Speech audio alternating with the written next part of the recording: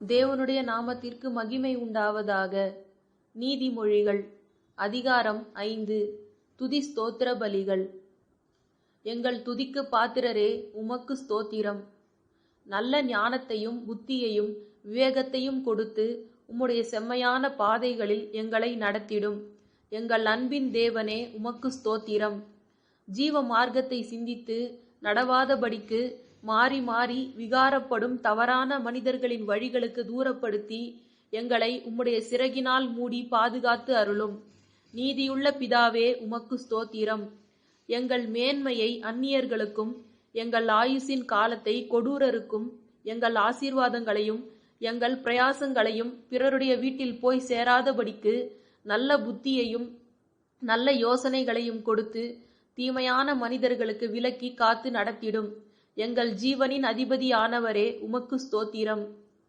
எங்கள் போதகரின் போதகத்தையும் கடிந்து கொள்ளுதலையும் உபதேசத்தையும் அலட்சியம் பண்ணாமல் அவர்களுடைய வார்த்தைகளுக்கும் சொல்லுக்கும் செவியை சாய்த்து கீழ்ப்படிந்து நடக்கின்ற தாழ்மையுள்ள சிந்தையை கொடுத்து எங்களை ஆசீர்வதித்தருளும்.